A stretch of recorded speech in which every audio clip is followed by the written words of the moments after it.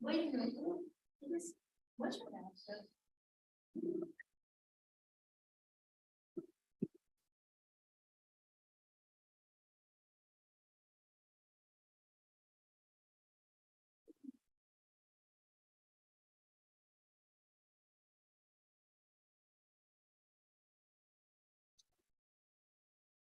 30 seconds. Everybody, it's like they know it's coming. It's like just silence happens, like right at the end. Martin, it's 6 o'clock. Are we ready to begin? Yes, we are, Mayor. Yeah, I'll call the January 10th, 2023 regular meeting of the Mill Creek City Council to order. We'll begin with the Pledge of Allegiance. Councilmember Duque, would you lead us? I pledge allegiance to the flag of the United States of America and to the republic for which it stands, one nation, under God, indivisible, with liberty and justice for all. Naomi, roll call, please. Yes, Mayor Holtzclaw, Here. Mayor Pro Tem Vignal, Here. Councilmember Cavallari, Councilmember Steckler, Here? Councilmember Allison, Here. Councilmember Duque, Here. Councilmember Paddock. Present. Councilmember Cavallari informed me a bit ago he had to make an unplanned visit to the walk-in clinic, so he's not going to be able to join us tonight. So can we have a motion to excuse? Motion to excuse Councilmember Cavallari. Second. All those in favor, please say aye. Aye. Aye. Any abstentions? Motion passes 6-0. Audience communication. Anyone would like to address the council? First in chambers, not seeing any nod of heads. Anyone online? Mr. Nelson's camera is blank, so I'm going to take that as a no, at least at the beginning of the meeting. Have another opportunity at the end. We'll roll right in. Martin, do you want to introduce our friends from Snohomish County Fire? Yeah, thank you, Mayor. Yeah, this evening we are welcoming Snohomish, South County Fire. That's my fault. I'm sorry. I know. South County Fire, today, I'll make this short. They're here to provide us with a commemorative presentation on their behalf to the city of Mill Creek. And I'll hand it off to our Deputy Chief of Fire, Chief Eastman. Yes. Well, this is a privilege and an honor for me to be officially, after we started providing service in December, to be before you as our newest partner and the South County Fire family. So with that, I'm going to introduce Derek Daniels. He's the chair of our board. Pat Moore, who is the president of Local 1828, and then you guys all know PIO Leslie Himes, for those that work through the annexation process. So with that, I'm going to turn it actually over to Pat and have him do the presentation. Great, thank you. All right, good evening, council. Thanks for having us here tonight. So just wanted to present commemorative acts that you guys can hopefully display somewhere here, City Council. We want to welcome you guys to the RFA. I know Local 1828, we're happy to be serving the community here. And other than that, I also have I have challenge coins for each one of you guys. It's got a nice little display, so go along for each one of you guys. But just want to thank you for joining the RFA and welcome, and we're proud to serve you guys. Pause now. Yeah. You want us down for pictures? I know. You let me lose some pictures all the time, right? Yeah. Not about it.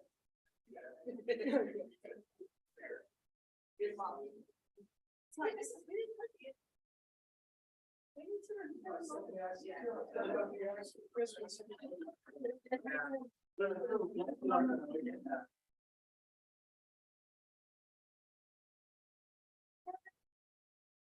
daughter was excited that we had the axe. She knows what it's about.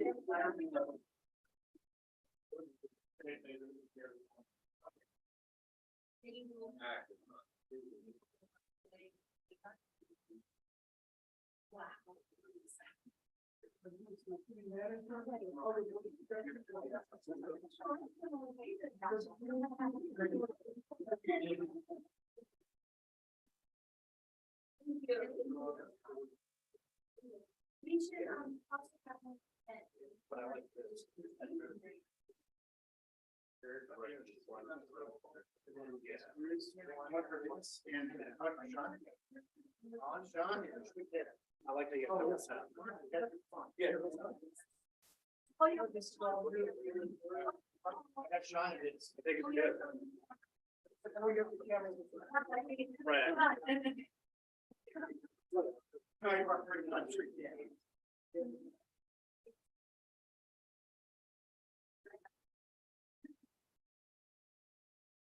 Thank you, Mayor. Thank you for coming and thank you very much. Appreciate it. Well, we'll hopefully, a lot of us are going to try to be at the open house here in a couple days. Oh, yes, I plan on being there. Oh, yeah.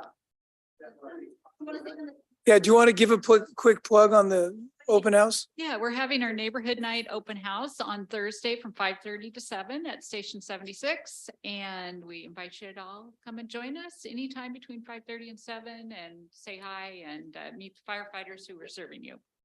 Perfect, thank you. Fantastic. Thank you.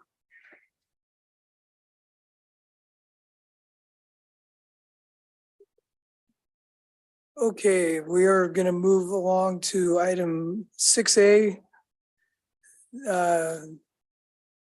This is the first part of our retreat prep. So I'm going to turn it over to the city manager to take it from here. Thank you, Mayor. One of the things that we've done in 2022 is create a performance evaluation. It was a study that went out to public over the course of much of the year from May through September. A little preface to that is one of the important things to the management team, the leadership team, was to assess the level of performance across our city operations. We redefined our structure. We did a lot of things to allocate resources across the city to help kind of move us forward. One of the important aspects of that was, and one of the key components was actually the decisions that we made moving forward, and which really enabled us to perform in a way that was not perfect, but we made a lot of really good decisions, a lot more than not. So at the same time, we had to also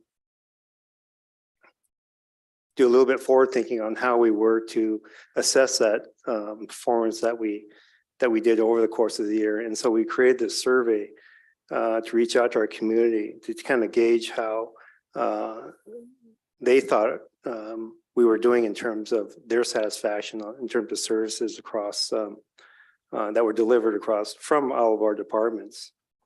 And this allowed us to help assess and understand how the communities were actually viewing our services, as well as give us some self-improvement tools to figure out how we can improve those services as well. So we haven't dived too deep into the data yet, but we have a high-level summary of the results of that survey, which are, I believe, relatively promising right now. And then there's a lot of things that we're going to be doing moving forward to continue to improve. So with that, I'll hand it over to our marketing and communications, Scott Harder. Thanks, Martin. Thanks, council. So as city manager is mentioning, this is high level. We'll be diving into a little bit more in coming meetings, but just wanted to give you what the results were. This started out as a spring evaluation, turned into spring summer. But basically this evaluation, it went back and forth a lot until we finalized these 12 questions. Started in May 2022, and then it went through the end of September at the last party in the parks. We just kept kind of pushing it out, trying to get more information. And the purpose, again, is to gauge how residents view the city services and performance. And the research just provided an evaluation of the opinions about the community and services delivered by the city. And again, the goal is just to how we can improve on city services and programs while addressing community concerns. And I keep hearing Mayor Holtzclaw during the State of the City video, how we always say, you know, we don't know what we're doing right or wrong unless you tell us. So this is one of those ways that we try to get that information. So we did a lot of traditional advertising and marketing as well as digital. So we actually put posters at actual parks. We had them at the events. We had iPads at our booths. We did social media, of course, and we also leveraged some of the local newspapers, the MCCA, the Beacon, Linwood Times, all of those. So, and spent some money also to get a boost on social media. As you can see in the bottom right, we actually reached over 8,000 people. Fortunately, we didn't get that many responses, but what we did get was really good. So with that, I'm going to dive into this pretty quickly. You can interrupt me if you have any questions, but these are all, again, pretty basic questions. So the results are, so which of the following best describes you? So again, this was, you know, the festival, this was party in the parks, this was social media. So we got a large range of people, but as you can see here, mostly they lived in Mill Creek. If they didn't, they are just interested, or they own and operate a business, vice versa. So, but we definitely reach the target for most of the people that live in Mill Creek. So as you, and in the bottom left, you'll see these numbers. So here it said answered 347, nobody skipped it. So second question is how you'd rate the overall quality. From 1 to 5, we got a 3.75. So look at that as being pretty darn great, especially when 65% rated us 4 stars or higher. Again, 25 skipped, but 322 rated us at a 3.75. So rate the following statement. I feel safe in Mill Creek. Agree, obviously, was the strongest answer, but we got a strongly agree and somewhat agree. So again, here's that large number. Nobody skipped this one. You know, this is, I wish I had that number ahead of time, but this is mostly 90+% felt safe. Question 4, I have confidence in the city of Mill Creek's leadership. Again, most of them agreed or somewhat agreed. There were some that were very neutral, some that strongly agreed, some that somewhat disagreed. All of these do have comments, and these are all the things that we're going to be bringing back to you as we go along to find those common factors and themes. Only 4 skipped that one, so we got a good attendance on that question. Number 5. How often do you visit public parks? Pretty weekly, pretty often. People love our parks. We all know that. Which of the following Mill Creek events do you plan to participate in this year? The tree lighting ceremony and party in the parks was the biggest hit, obviously.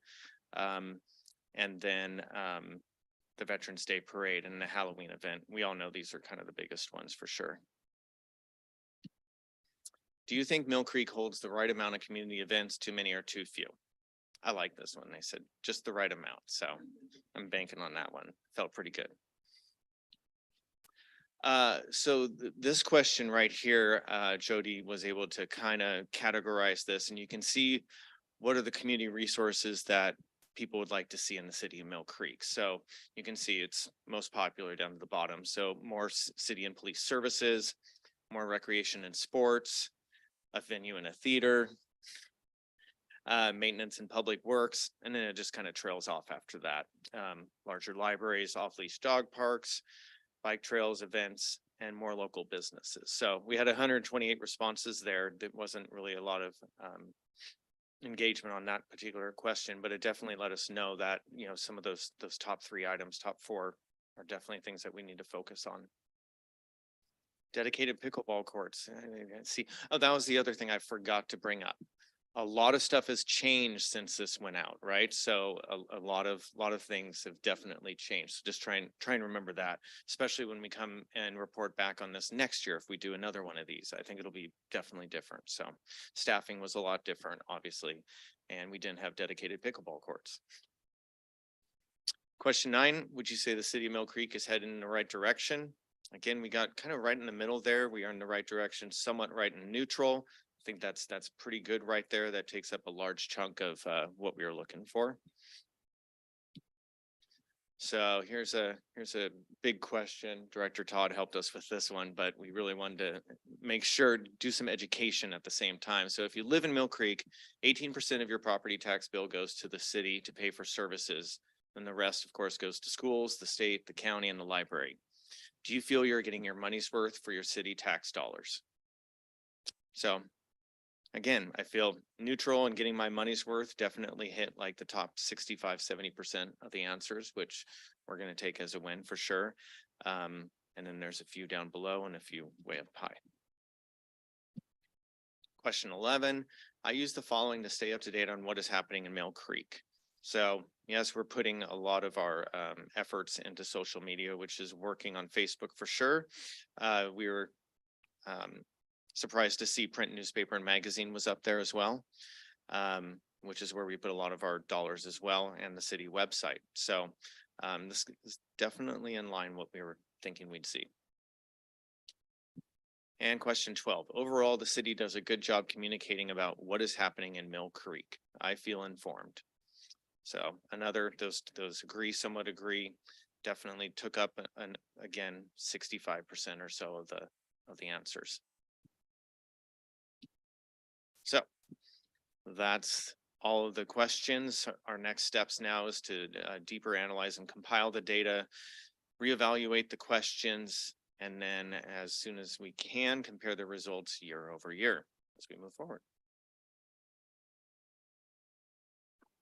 Thanks, Scott. Any questions? Councilmember Takei. I really appreciate all your hard work in doing this, everyone who was a part of it, and all of your brain power that took together. I know surveys are very difficult, and I remember even listening to before I was on the council, the conversations that council was having about putting together the surveys and things like that. So I had a question about is the best way for like next steps if we have specific questions? I know you're going to do a deeper dive. Can we just reach out to the city manager if there's specific questions about certain things that came up, or what would you prefer, like in terms of like language or yeah, I'll pause there. Our objective and kind of the next steps along with what you saw there was to bring a higher level, some more data into the retreat that we're going to have at the end of the month. We've already, the marketing is already put it in the format that we can easily read. So once the leadership team go through that the next few weeks, you'll have a better idea of what maybe the top few items that we're going to focus on, which may or may not need to be addressed given the things that we're already working on. So one thing we wanted to preface was, given the start of the survey was May of 2022, at a time when, as you know, there were a lot of changes occurring across the city. So once we analyze the data, we'll get a better feel for things that are critical for us to improve on, or if there are things that we've already started working on. And then we'll just summarize that for the retreat. So you have some ideas on how to align some of these things with as you develop your priorities for 2023. Perfect. So retreat will be a good time for us Correct. to see But you that. can Yeah. feel free to reach out. Yes. No, of course. Questions too. I just anytime. didn't know if Yeah. it was formal. And that was the intent of having this tonight, is so we have the initial presentation and we can cogitate on it for a couple of weeks and focus on discussing it at the retreat. I love it. No, I think it's fantastic. So then my only other comment, I'll save my other ones for when I see additional results. But I wanted to just say, I really want to encourage that all boards and committees that are part of the city of Mill Creek see this report, see this high level one, and asking them to make it potentially an actionable item on their agenda to look through what might be pertinent to them, or even thinking through if maybe they didn't feel like something didn't address something that they work on, so that we can think about what that inclusion would be in 2023. I just would like this to be an action item for each of them to see what people are saying, because in all honesty, I really consider most of the boards like a little focus group of our city, because they're the ones who are active and are interested in the data and, you know, wanting to improve, like they're there. So I'd love for them to see this, and I'm just want to encourage that for all of them, not just parks and recreation. Yeah, absolutely. And, you know, this was obviously a stage for many people to tell us in these comments, you know, they'd go off a different direction for sure, but there's common themes for each one of these questions. You can, as we looked at each one, you know, some had 100+ comments on each of them, and a large percentage of them was about X, Y, and Z. And that was pretty much it once we drilled down to it. So, but some definitely went somewhere else with it because we offered them that opportunity. But yeah. This is our first year in starting the survey, and the goal is to nail down those questions this year. If we change them, it should be probably minor, but we want to nail down some questions that we can take forward into the following years to compare year-over-year results. I think we're close, but that's more of a discussion with the team and possibly council as well, if you have any ideas. So. Scott, did you keep track of when the responses came in that window from May to September? Were they evenly distributed? Were they front-ended, back-ended? And the reason I ask is it goes to the point the city manager made earlier. I mean, from May to July, we didn't have a permanent, we had an interim city manager, we had an interim police chief, we had a lot of the vacancies in the police department. So the word that was out in the public is far different than it is today. That's why I'd advocate for keeping the questions relatively the same and asking them this same time next spring and see what the opinions and what the responses are different. And Jody, do you remember, do we have dates for when these were? Good. Good. Yeah.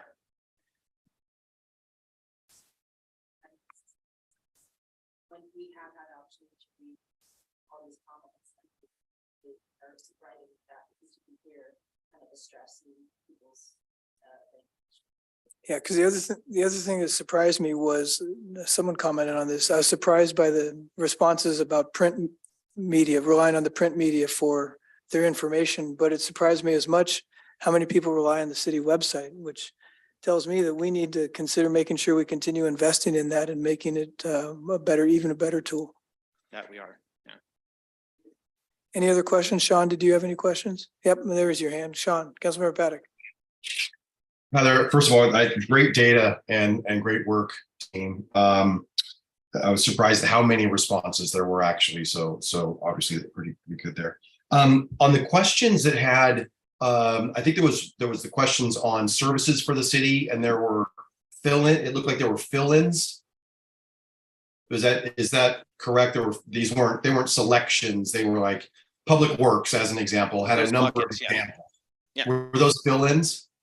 Yeah, we gave them an actual box for comments on almost every question. Okay. So Great. that's what has taken so much time with going through everything and trying to categorize it. We came up with a process to actually add tags to each comment so that we could keep track the same way year to year. But it's just gathering all that information and putting it in a way, creating a presentation that everybody can see and make sense and that won't take us 5 hours is the hard part. So. Got it. Okay. I guess the reason I was asking is that tells me that someone had to be very thoughtful and specific about what they wanted. They weren't just checking a box. They were saying, here's specifically what I'm interested in, which would lead me to give more weight to those responses, I would think. But I'm not a survey statistician, so tell me otherwise. And then was there anything in particular that kind of surprised you about the results?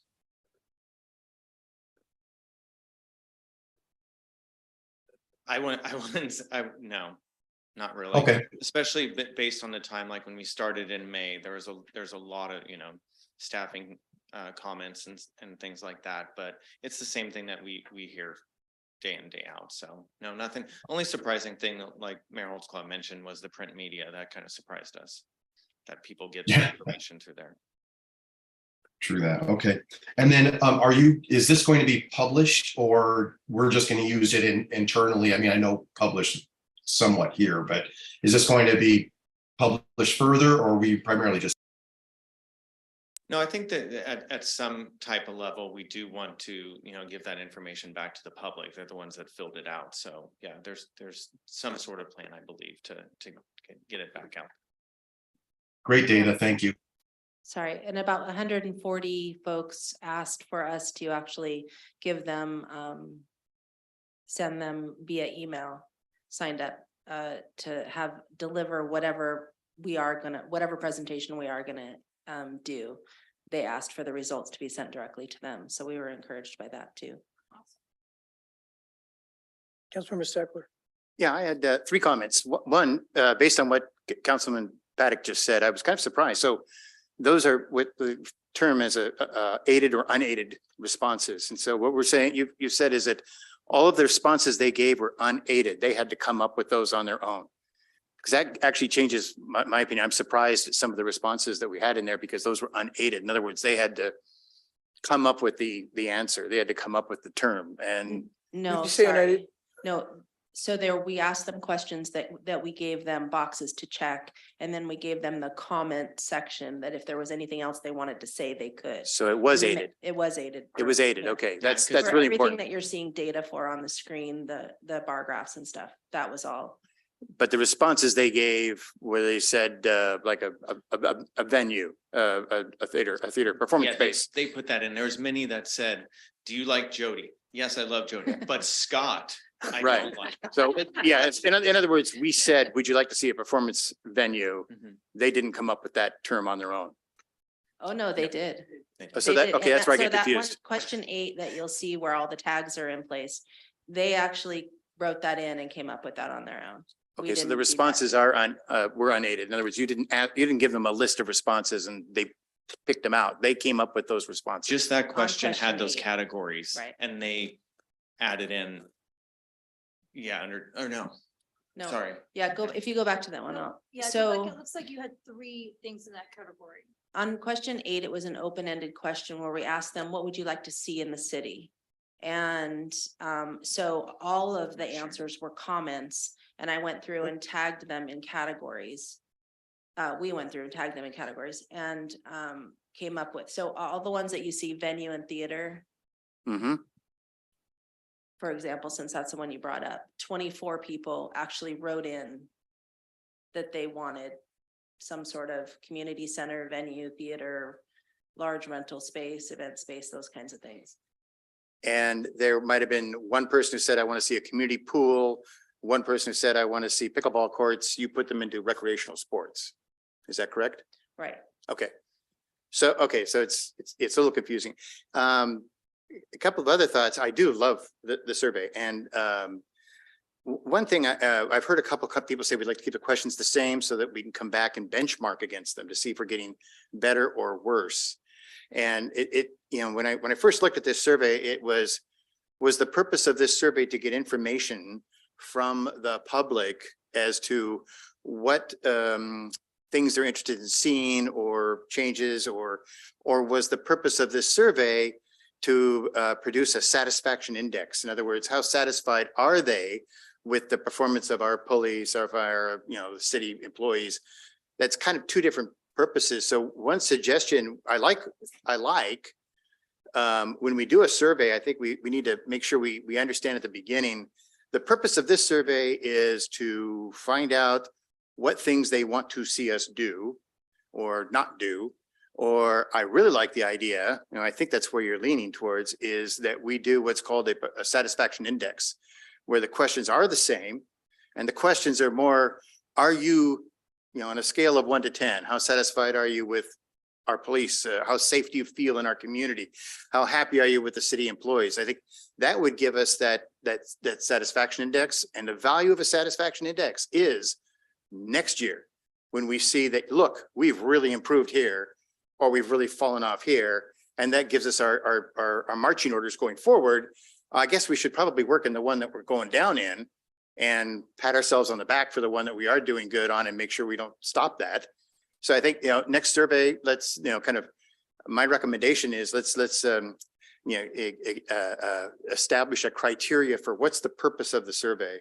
But I really do support a satisfaction index. I think that's brilliant, and I think that's smart. And I think that's where you're going.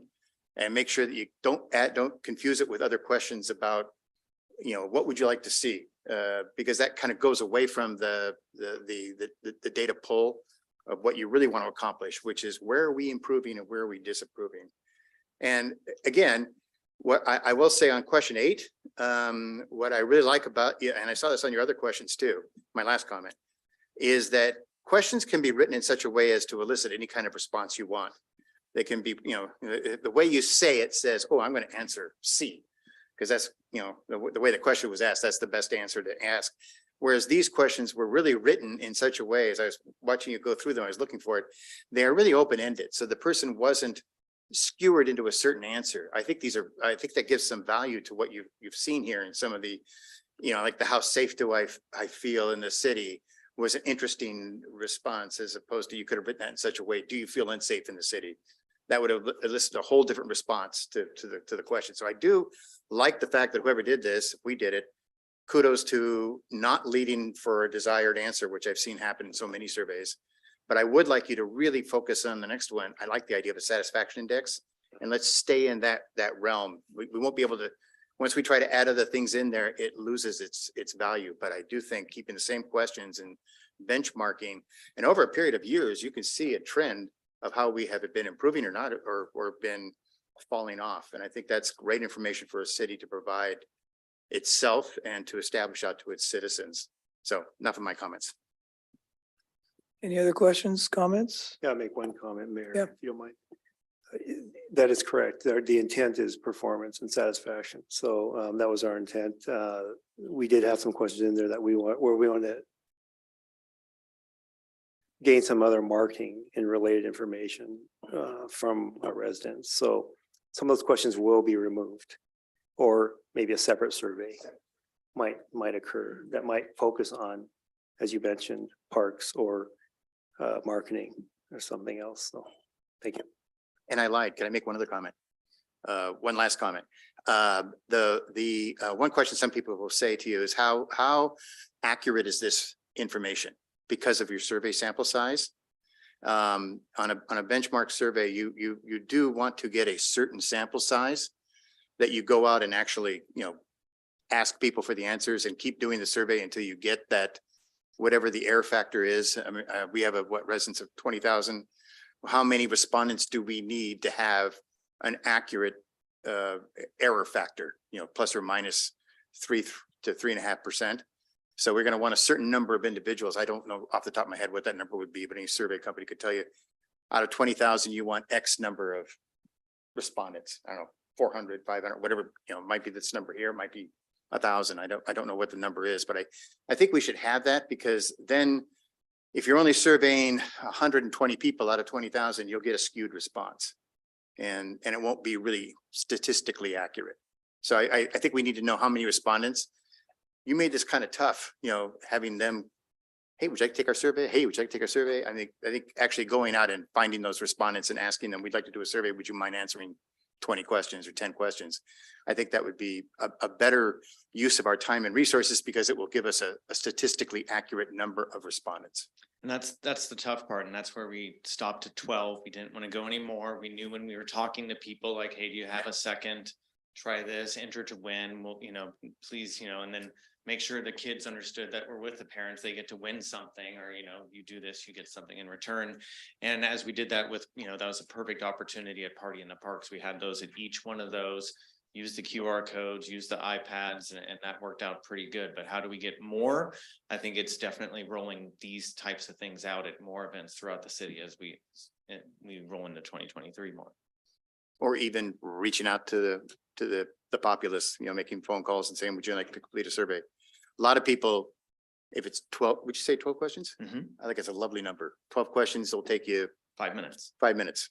I think and if it's about the city of Mill Creek and you're talking to a Mill Creek resident, I think your chances of getting acceptance on that is going to be very high, as opposed to, no, I don't have any time and I don't give a rat, because they do, they really care. So I would think that would be an easier way to get that respondents number, although I think it's great to also offer them at the Party of the Parks. Don't stop doing any of that, but to get to whatever that number is you need. And we need to determine what that number is. Okay. Your 12 questions took a little more than 5 minutes. Any other questions, comments? Councilmember Duque. I just wanted to agree with Councilmember Steckler about looking for other ways besides events, or because it's kind of like that question of, do you feel informed? Well, they should be, because they knew about the survey, but I knew a lot of people who didn't know about the survey. And so there is a little bit of that fine line of like wanting to reach out to people who don't already know about what's existing to determine how do they not, because many just aren't. I remember when I was out, Canvassy last year, I had someone who was like, I don't like to know anything. I'm good. As long as everything's fine, I'm not interested. And that happens in HOAs too, right? For my HOA, as long as, if we don't hear anything from anyone, it's because they're happy and they're good, because that's what they want. So I would just agree that looking for ways of, whether it is canvassing people, or I hate phone calls, so I will never agree to that, but or if it's having tabling at, neighborhood corners, or there's other ways that you can professionally get that information, I think would be really valuable. And that's where the survey showed traditional media might be the way, and we start using advertising dollars in print media this year. The survey showed. Okay, anything else? I did, but it's only because of that. And that was one of my questions to drill down to, but because it was mentioned a couple times. When you say print media though, do you also meet, I'm assuming it's newspaper, but it's also our magazine that the city of Mill Creek puts out, because I know everyone always looks for that for the recreational information. And then there's that other magazine that we receive. It's now called Greet. Yes. So that all means that's what they're referring to, right? Yep. Okay, good. Thank you. That's okay. Good job. Yeah, good job, Scott and Jody. We're good. Okay, Martin, did you want to tee up the next item, or do you want me? Sure, to? Mayor, I could do that. Okay. Thanks.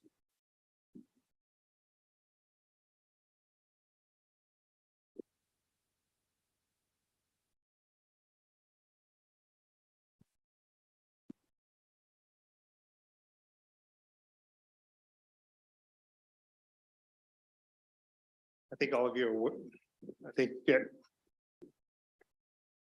we're all aware of kind of the mission, vision, and core values, and kind of what that means in terms of organization. And as we all know, it's really the foundation of kind of what we do, what we work, how we interact, how we behave, our attitudes. And it really drives, strategic planning, long-term planning, operational priorities, and in the workplace. So one of the things the initial plan was just to reduce the mission and vision, because they were both really long. The content was good across both, but they really did not represent something in a way that we could just memorize something really quick. So we went through and we looked at the mission and vision and shortened it. And I'll explain a little bit about that. At the same time, I realized that the core values is something that we needed to revisit as well. In 2022, much of what we did was based on our STAR values and our mission and vision. And then what I realized was that after looking at these STAR values, what we had did not really fully represent the successes that we had in the past, and did not fully represent or embody kind of what I thought in the team feels that we should carry forward as our key principles as employees, as council members, and for our community as well. So the mission. Martin, before you dive into Yeah. the words, can I provide a little more Sure, context? We developed the mission and vision in 2016, or was it 17, when Rebecca Palazzolo was our city manager. I think Director Todd and myself were the only two in the room that were part of that process that developed that. I noticed they're conspicuously absent. They've been up on the dais for years since we developed them, and we've hung them on the wall. Yeah, you said, I don't know where mine went. Mine is gone. We borrowed them the other day. Oh, okay. So you recall at the retreat last year, there was some discussion, we haven't gone back and looked at the mission and vision and core values. And so we had a little bit of discussion at the retreat last year about, do we need to maybe not start from scratch, but refresh? And so that became part of the agenda for our retreat this year. And rather than spinning our wheels, sitting down, trying to wordsmith words, we suggested to staff that they take a crack at it and prepare their suggested revision to the mission and vision that we could take as our homework. They're going to present it tonight, and at the retreat, we'll have a more substantive discussion on thoughts about how they've revised it and how we may tweak it differently. So did we have any kind of mission or vision prior to our adopting one in 16 or 17, whenever we did that? I don't recall a specific one. We'd had that strategic plan many years before Right. that probably had some of that as a preparatory thing, but I think we spent more time on the values particular, and then the goals that are the blue section on there was what the council spent a lot of Right. time on in 2016, 17. Right. So the intent of tonight is Martin's going to present what him and his leadership team was their crack at updating these for a refresh that we can discuss in greater detail 2 weeks from tonight at the first night of our retreat. So I'll start with the vision a little bit. We wanted to kind of just keep the content. The vision is something we aspire to, right? So it's something that we wanted to keep in a way so it really does represent as a community kind of what the experiences that we're expecting or we want to how them experience by bringing people together. We left that last sentence in there, which was part of the original vision, because we still felt that applied as a long-term goal. On the mission, we shortened it considerably because we felt it had to be a lot shorter. We needed to have a very short statement that we could all remember, not just as council and leadership team, but the entire city in terms of kind of what we point blank are focusing on moving forward. And that is to provide outstanding public service in a fiscally responsible manner. And so I believe we hit it, but it's up for review as well. So but that's our first shot at it. On the core values, we like the STAR acronym, but we're not too in if that's kind of the last priority, is development acronym from core values. So some of the things that embodied how we were successful, as I mentioned, and kind of what we think we should be moving forward is integrity. We pulled that out of the accountability core value because that was embedded in that description. But we felt that as employees, as members of our community, we felt that how we that the trust that we gain over time is really built on how honest we are with each other and the transparency piece of it as well moving forward.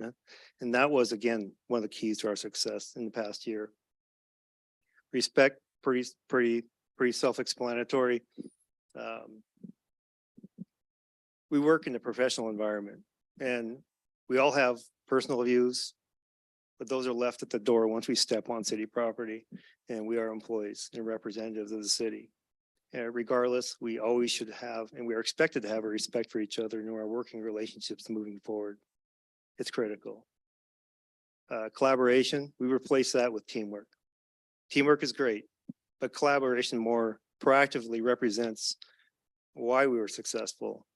And moving forward, how teams going forward will be successful as well.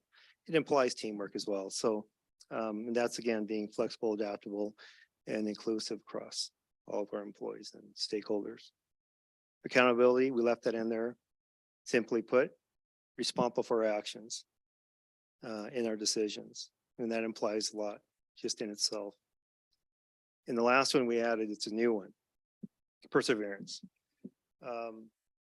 Again, we were successful because we've hit challenges, and going forward, we'll continue, and teams ahead of us, subsequent to us, will also face challenges. But really, one of those values is understanding that once we hit those, success is still down the road. It's just a matter of time in achieving it. So that's how we came up with that one. We did remove the S in Star Value Service because we felt that that was included in the actual mission statement. And it was more of a result of, or a goal that we had to achieve rather than an actual principle that we needed to hold. So with that, I'll take any questions. Councilmember Duque, did you have a question, or is your light still on? Thank you, Martin. Any questions? Sean, I can't see you up on the screen. Did you have any questions? Hearing none. Okay, so your homework is to cogitate on this over the next 2 weeks, and we'll have a more substantive discussion at the retreat. I don't have a question, but I hate to just let this go without saying really good work on your team's part. I mean, initial knee-jerk reaction to this is, I like what you did. I like a lot of what you did. So simplifying the mission statement to giving us values on how we can make decisions and operate and work together and run this city, both from a council standpoint, from an employee, from a leadership standpoint. I think you guys, my initial knee-jerk reaction is really well done. So no question, but I just hate to let that go without saying that. Well done, everybody. Thank you. Okay, thank you. Martin, or I guess we're going to turn over to Director Todd now as we move on to study session on Dobson Remillard.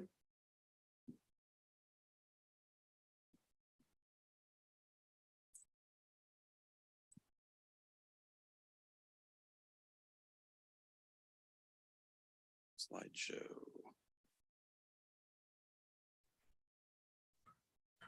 Need that. And just remember to share screen. Down here. Yep. Is it that one? I'm not used to using the lower right. The last one?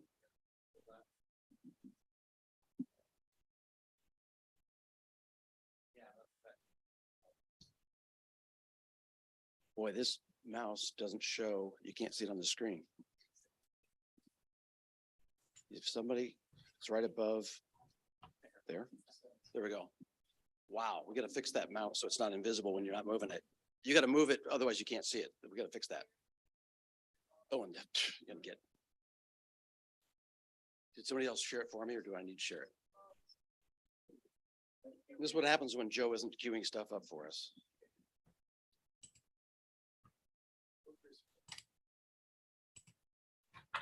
Zoom, share. Who's running this now? Somebody else. I'm running, I'm sharing. Can you see it? You're on the mouse because you got a mouse you can see. Okay. Thank you, Mayor Pro Tem and Council, for the opportunity to speak a little bit about the Dobson Remillard Church Cook Multi-Purpose Recreational Facility Update. I had to fill all 3 lines on this slide to get that all in there. So what I want to talk about tonight is it's a lot of history. Most of you have been through this, but kind of wanted to encapsulate going back in history, how we got to where we are and how we're moving forward. So a little background, a lot of background goes back because I'm the oldest guy that's been around the longest. So DRCC, of course, Dobson, Remillard, Church and Cook were the names of the properties. It started off as the Dobson, Remillard and Cook properties that were adjacent to Mill Creek Sports Park. 2004 is when the sports park opened. I think that project probably was envisioned and got started about 2002, but in 2004, besides opening the sports park, the council at that time, right before I joined, decided that having the 2 properties to the north, Dobson and Remillard, and then the church and the Cook property across the street, I think the Cooks found out they could sell their property too. So all of those were acquired in 2004. Cook was actually purchased $600,000. Options were taken on Dobson and Remillard. And then we exercised those in 2008. That lay that way for quite a while. And then 2020 is when you were all involved. Almost all of you were involved in acquiring the church property when it became available. About 19 gross acres, 4 parcels, about 12 acres is all that's net after you take out wetlands, buffers, and frontages. So for orientation, there they are again. Cook is the same gross size as everything else. They're all 5-acre parcels nominally, but various corners cut off of them. But remember, Cook has quite a bit of wetlands. We'll talk about that later. The original vision was for acquiring DRC was for more lighted turf fields. When they did that, let's get this baseball field there. It was the beauty, the gem of the community was the Middle Creek Little League baseball field. Also available for mod soccer, but you may remember in the first few years, we just painted lines on top of that. It wasn't striped for both sports because we had this vision of more fields. And that was for baseball, full-size baseball for Little League, full-size adult soccer if you wanted to play that instead of slow pitch soccer, full-size soccer field and a mod soccer field. Mod soccer is for smaller kids, typically under age 11 or 12. The harsh reality hit 2008. Staff put together a rough estimate, a back of the envelope kind of thing, but by a professional engineer. They came back and said $8.7 million to develop 2 multi-use fields, parking, restrooms, landscaping, some frontage improvements in the stormwater. And we all kind of dropped our jaws and were like, oh, $8.7 million, that's a lot, after we just spent $5 million on those 2 pieces of property for Dobson and Remillard. At that time, they didn't talk about Cook, but the reality was it wasn't as flat as people thought it probably was. There was a lot of dirt moving around, and it just is expensive to do those things. $2.5 million of that 8.7 was the fields themselves. Figure $1 million, $1.25 million for a field. So that wasn't the shock, but the 8.7 overall in 2008 dollars was the shock at the time. And there's what they came up with. That's the picture from 2008. So you can see the large soccer field that had a baseball overlay, smaller modified soccer field that had another baseball softball overlay, the parking off to the left. Notice that Cook wasn't involved in this. The thought was Cook was somehow used for something, but they had them just look at this part of it. So after that, it kind of lay fallow for a while because I think the shock value was there. Remember, the recession happened in there. We were doing eGov planning 2008, 2009. We're really focused on those kinds of things, but recession didn't help. After that, we got started, I think it was like 2013 or 14. The school district was in the mode of getting equitable fields at all of the schools. They put in turf field up at Everett High School, but Cascade was pitching for something better. They had a really bad track, a really bad football field, and Jackson was going to be equal. So the superintendent at that time said, hey, we're open to a partnership for doing something in the field. So the idea was to turf the Jackson High School soccer field as a starting point, put lights up, turf that field, and that was going to be a partnership. That kind of fell apart.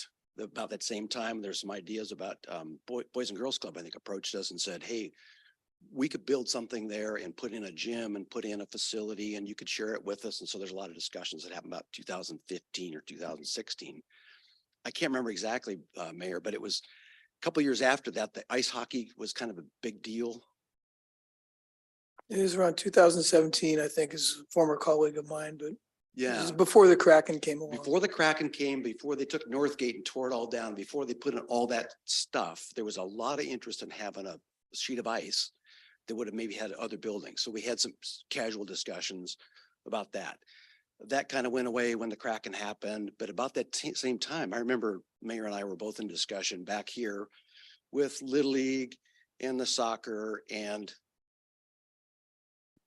maybe ice hockey again, but it was also YMCA and the Boys and Girls Club and a bunch of folks. We talked about what were the community needs for that. And everybody kind of agreed we'd like to have something, wasn't quite sure what.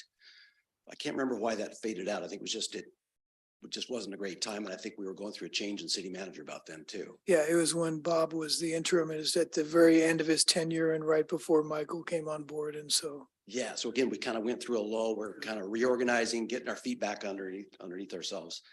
Along the way, probably before that time, there was talk about, well, we have these city properties. We need a public works shop. At that time, they were focused on a shop. So they spent a lot of money designing a shop for the Cook property. It wasn't a yard. It was just a shop. Very expensive. It was more expensive than it would have been to be at Silver Lake Water District property. It wasn't really big enough to do anything. So that kind of lay fallow for a while. And along the way, there's been lots of other talks. Every time somebody was looking for some kind of municipal property, Mill Creek had these properties that weren't being used. And so we've talked about them for city uses, or the libraries always wanted to expand. So those ideas get kicked around, or the school district as they were struggling with Jackson, or there things they could do. I mean, these ideas always rattle around. And I put down county. It wasn't the county directly, but Snow 911, it was consolidating with snowpack. Somebody would say, hey, maybe we consolidate a new building in Mill Creek. So these ideas kept floating around of what could we do with that property. Point was lots of interest. Nobody ever went very far with it. So in 2021, February, I would believe it was, Karen Reed was a good helper for us in a lot of things. And so she helped facilitate this discussion with you as council and staff. Taking another fresh look at this. We just acquired church in mid 2020, still in COVID, but early in 2021, the council decided it was time to take a fresh look at what would we do with these 4 properties now that we'd assemble. And one of the first steps was to adopt these guiding principles. Everybody kind of agreed these were the things that were important to us.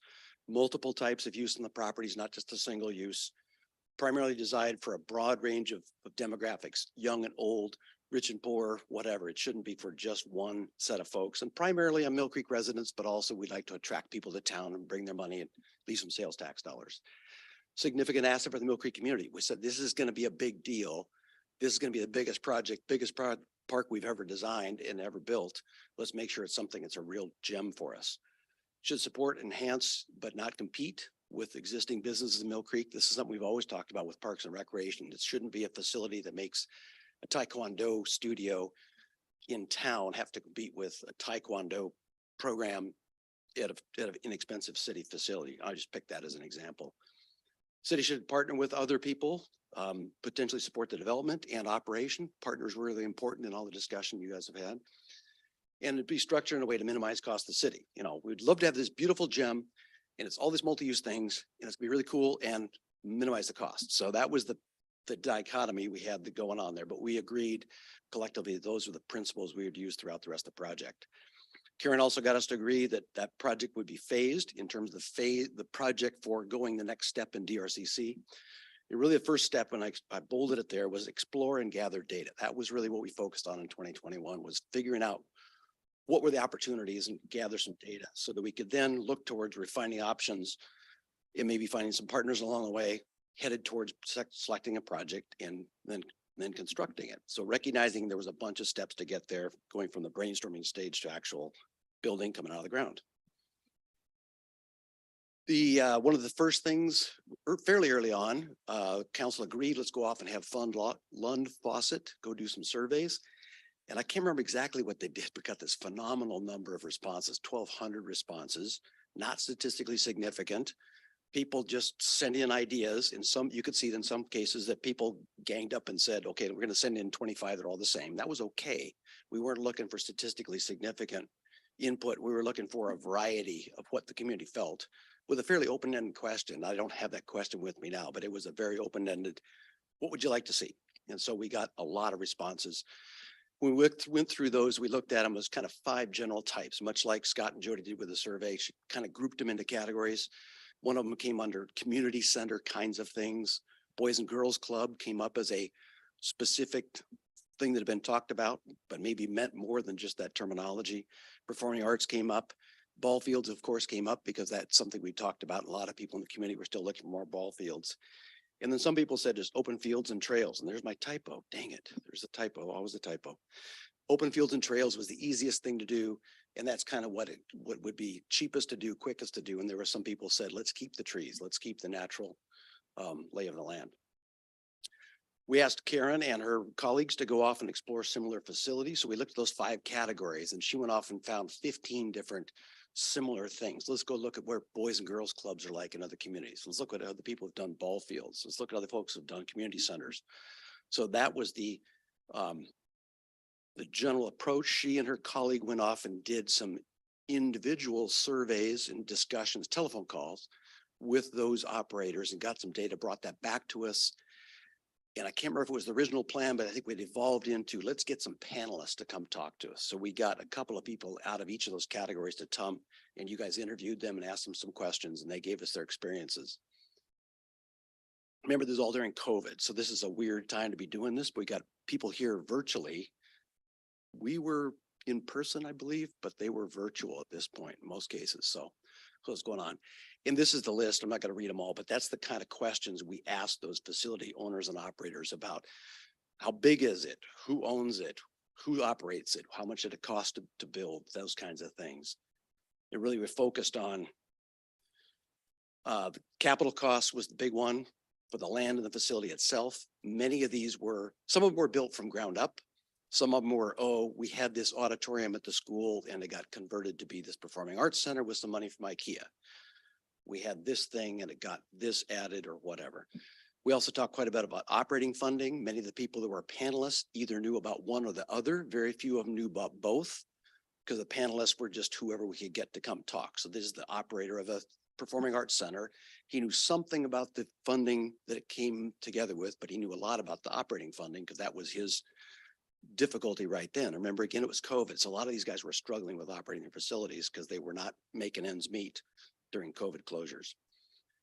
Programming, we asked about whether it was by the agency themselves or by others. So if it was a Boys and Girls Club, they had their facility, they were running the programming. If it was, what's a good example? I'll use the performing arts thing again. So the performing arts thing, it's a school building that a performing arts organization was running it. So the agency who owned it was one, that money had been given to another, and a third was kind of operating it. Talked a lot about the partners they had, and again, the COVID made some of those things challenging. But we learned quite a bit from listening to those folks about what they liked and didn't like, and what they were able to do with those facilities and that different programming work that they were doing. We ended up kind of in July, we had a council retreat. We did the felt board exercise. Many of you remember that. I was going to bring them, but I thought they're still over there if you want to pull them out again. But it really was, we were intending to say, you as council, think about all that you've heard from these various people. What do we know about that site?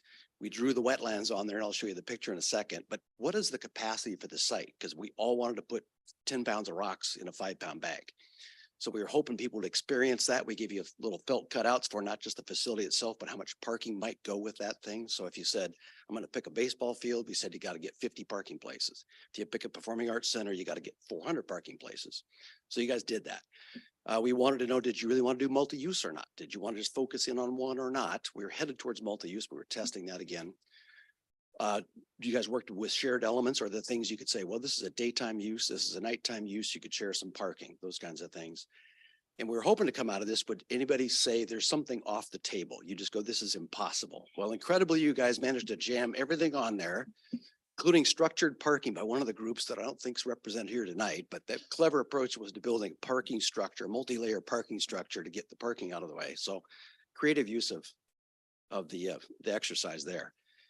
And just remember, this shows you what's going on. So on the upper left, that's the Cook property, and that dotted yellow line is the stream buffer, which now is a little bit reduced, but that's 300 feet from the wetland. And so you can see there's essentially zero part of Cook that is usable. That's one reason it was $600,000 in the first place. These other were 2.4, 2.6, $2.8 million.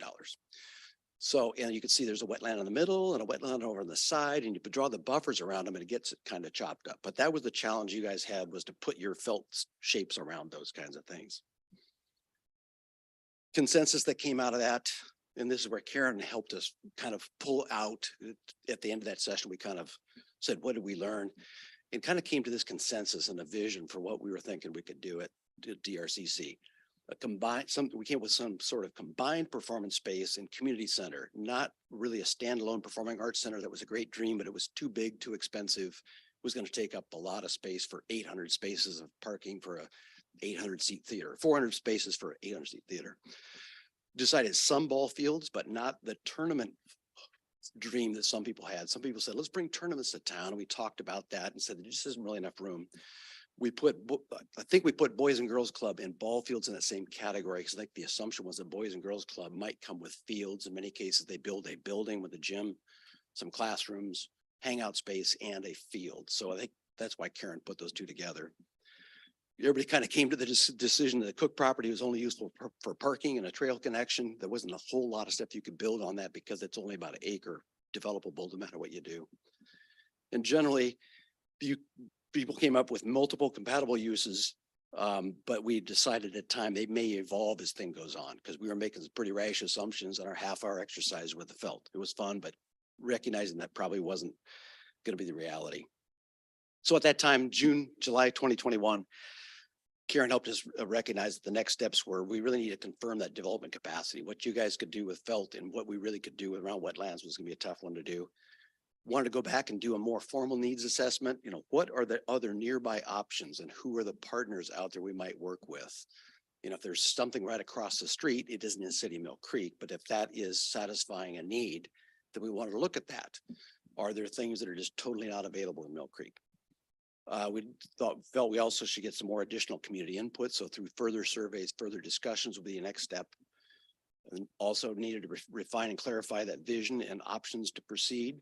And so it came down to, we had gone about as far as we could go with the short staff that we had. And Karen's not a park expert. She's a great facilitator and I really enjoyed working with her. I think we all did.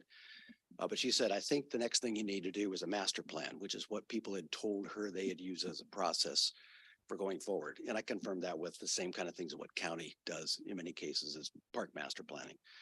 Predicted to be a 12 to 18 month process, $100,000 to $200,000. You guys went off to August break. And that was where we were headed.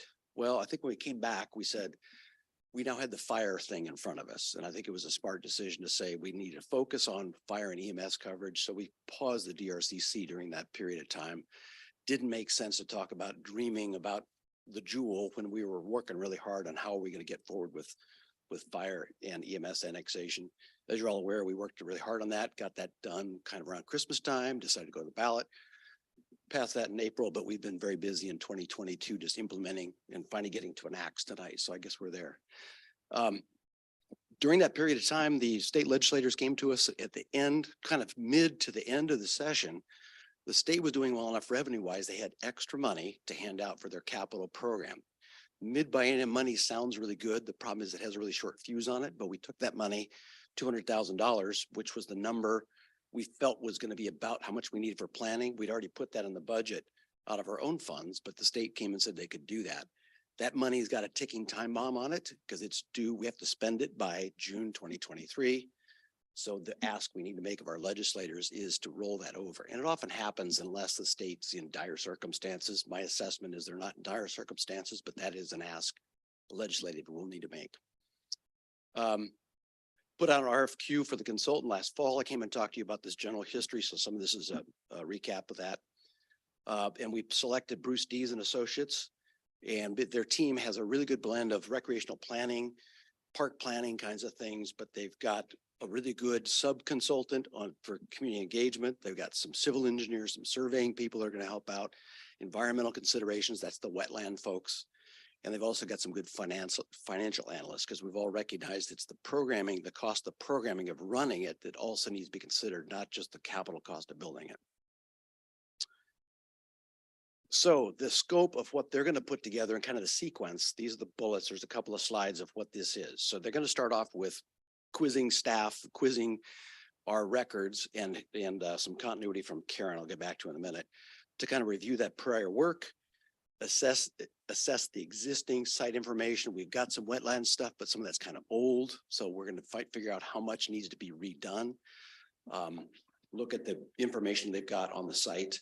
And they're going to do what's called a gap analysis. What do we have? They're going to take inventory of what they've got, what is needed, and that's going to help define the rest of the project. So some of this is still in flux until they see how much is there and how much more they've got to do. Right, and after that, they'll come and develop a project charter. And that's probably about the first check-in point that they will have with council to say, okay, here's what we know, here's where we're going. We're checking in with you, checking in with staff all along the way, but checking in with council and say, this is the project charter. Do you agree? This is what we want. A multi-use property that does this and this and explores those kinds of things.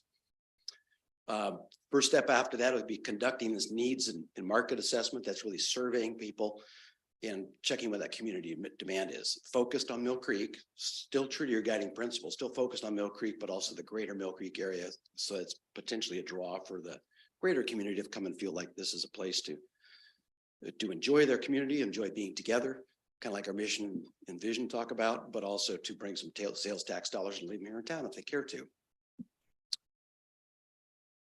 Out of that, they'll be able to develop what they call a base map. So they'll look at where the wetlands really are, what access points they've got to figure out. We've got some frontage, we've got a bunch of frontage to deal with. Look at this actual site capacity. What can you really put on that land?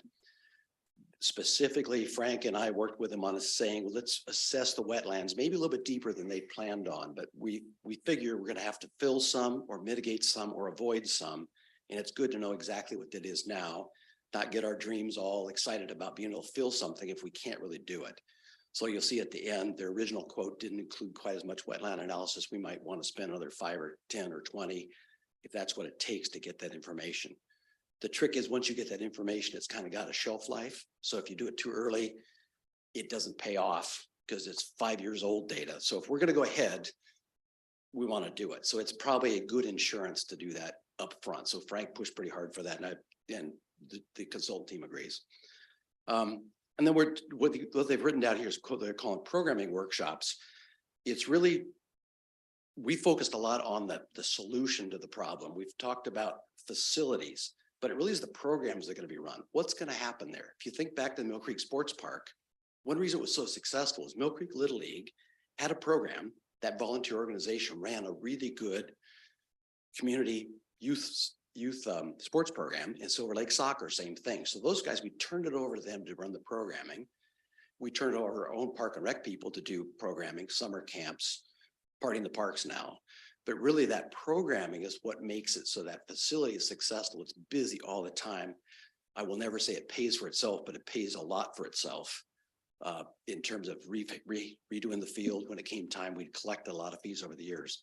So the programming is what's really important. So this is going to be focused on what kind of uses are going to be there, and that not only what people want to do, but who the potential partners might be to make that work. So feasibility of the programs and the facilities that go with that is kind of wrapped into that programming workshop. Again, lots of checking with the community, advisory boards, and you as a council. Out of that, they're going to come up with some preliminary design concepts. As the typical designer is going to say, hey, what do you think about this? Here's 3 different ideas or 5 different ideas, including some cost and development strategy. So we don't pick the most expensive one without knowingly do that. They'll iterate on those concepts and then come back to you and get you to agree on a recommended concept. Then they'll go to what's called a master plan document. And that'll probably have some phases recommended. We suggest you do this first, and then this second, and this third, as you've got the appetite for the staffing to do it, the partners to go with the programming, and most importantly, the dollars to build it. And out of the bottom line is going to come back with schematic design of phase 1 development. It's kind of like a 20% design document, enough that we can go forward with some of the stuff that no matter what you build, you got to do some frontage improvements on North Creek Drive, frontage improvements on 527. You got to do stormwater stuff. There is no stormwater provision on North Creek Drive right now. So that's a big expense. It was $1 million back in 2008. It's probably twice that now. So those kinds of things, that preliminary site plan, grading and drainage and cost estimates will come out of that. And that really is going to be when they're done, that'll be our launching point to go out for design and construction contracts. 16 to 18 months is what they predict. And that kind of lines up with what we were thinking in the first place. Lots of community involvement. Probably there's about 8 council touch points they've identified on their schedule. Again, that kind of depends on where things go, but that's what they've kind of built into their quotation. They gave us $190,000 base proposal because they knew we had about 180 to 200 spends. So guess what? That's about how much they did for us. But I think we got good value there. And I pointed out there that we may have to put another 5 or 20 into that, depending on how much wetland work we want to do. Right now, we're at the point where we need to establish a contract and set the schedule that aligns with staff availability and consultant capacity. They put this together last fall. Their sub-consultants are doing other work as well. So we'll have to kind of line that up. But the schedule they gave us in the proposal was this one, assuming a start date of December, and we're past that. So we're probably a couple months later now, but it gives you a sense that by the time you get to that schematic design, it's going to be summertime 2024 at the rate we're going here. So for tonight, are you questions, comments, more staff work you want us to do before we launch this? Is there missing elements? Karen Reed is under contract to help us again as a thought partner for me. We're really close to having a planning manager, I think. I'm going to just head hot off the press, but I'm not, I think we're good. finally after a long try. So that's going to help us out quite a bit. And Karen is available she's not a park planner, but the continuity of her helping interpret what she did before and her recollection, along with what I know, is going to help Bruce Dees get off to a good start. And then the Bruce Dees contract with that scope, schedule, and budget will come to council for approval because it's a big one, $190,000. So questions, comments, more work, missing elements? Mr. Mayor, it's yours. Got a little more context. I think it's important because the Boys and Girls Club keeps coming up, and I think it's important that people understand why it came up and how it came about. Mike alluded to the school district project at Jackson. That was 2012 and 13 before I joined the council in 14. And at the time, the school district was asking the city to use $1.2 million of park impact fees the city had in the bank to put towards that project, primarily the lighting. The school district wanted to pay for the field and they wanted us to pay for the lighting, and then they would turn the field over to us to have the primary operations of the field. That deal didn't get finished before 2013, and 4 new council members were elected in November of 13. So in January, some of us were asking, well, we've invested 5.8 or whatever the number was to buy the Dobson, Cook, Remillard properties. We haven't looked at how we could use that 1.2 million bucks to leverage that property. So the school district idea was a good one, but we didn't have anything to measure it against. And Councilmember Todd at the time and I were respectfully disagreed and were opposite sides of that issue. But what we were hearing from certain members of the public was we shouldn't even go down that path of looking to Dobson Remillard because we're never going to come up with the money. There's no grant money available. And at the time, Councilmember Harmsworth, former state representative, was a board member on the Boys and Girls Club, as was my boss. And they said, well, why don't we sit down with Bill Sakalis and hear how he's got state funding? And we, Mark and I sat down with Bill and our former city manager at the time, Ken Strong, and got all sorts of information from Bill. Here's how I got the money for the Arlington facility. Here's how I got $5 million for the Mukilteo facility. It kind of opened our eyes to the possibilities of getting state funding to do something. So that's how the Boys and Girls Club came into the discussion. It was out of the connections with Councilmember Harmsworth at the time. So I think that's a little bit important background because I think the two of us are the only ones in the room that were here at that time. The other thing before we take more comments is we do have a little bit of an inflection point, I think, that potentially affects the scope that we need council direction on. And that is, a few months ago, while we're in the midst of budget, we were approached by a company called The Real Deal. And it is, I guess the best way I would describe it, it is pickleball-oriented arena sports. So imagine a smaller arena sports focused on pickleball. We had a meeting with them. They are interested in approximately 4 acres on Dobson Remillard to build a pickleball facility, which would include indoor-outdoor courts. It would include a restaurant facility. If you have your pens, you can look at playrealdill.com. It's their website. They have 2 facilities open now, one in Columbus, Ohio, and one in St. Louis, Missouri, and they're working actively on 5 other projects around the country. Martin reached out to them, or they got in contact somehow in the last couple of weeks. They are still interested. And so the question for the council, I think we're at a point where do we want to explore this and invest the staff time to explore this as a separate track that would split off, be consistent with what I think we're trying to do with DRCC, but would be something that would be carved out and proceed independently ahead of all this? Or is this a concept that we say that's a great idea, let's consider it as part of this whole process over the next 16? My thought is that it's worthwhile having them come in later in February and have a work session with us where they talk to us and present us the same information of what they're looking for, what they do, so you guys can hear firsthand. And because if it's something that we then want to direct staff to explore further and see if there's any meat on that bone, that then changes the scope of the work plan we're talking about here. So maybe that goes from 19 acres to 15 acres or whatever. I forget the acreage that Real Deal was looking at. Go ahead, Martin. I believe it's 2 acres, Mayor. 2 acres. Okay. Thank you. So it's a smaller portion. So that's as far as we took it. We got bogged down with budget and other things. So that's why we hadn't brought it back. But I guess the question for council is, do you want us to set up a study session in the latter, after the retreat in February, for them to come in and give us a presentation so you can hear about them and see what their interest is and what they have to offer? And they're not looking to purchase property. That's not their business model. They lease the property, so they would lease it from us and build it out to suit their needs and run it from there.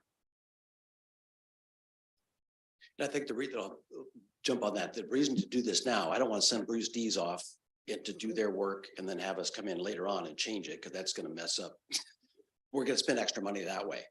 So we can ask them to incorporate this in. But I think the question is, this is not really, it's kind of lined up with some of our guiding principles, kind of lined up with some of our ideas, but this has happened because pickleball became a big deal in the last little bit of time. But this idea of leasing it to them and having them build something, obviously everybody wants the flattest piece to start with, but I think that's some of the consideration. We just really haven't fully developed it, but I think Mayor's right that, if you want to consider it, we should get them in here early on.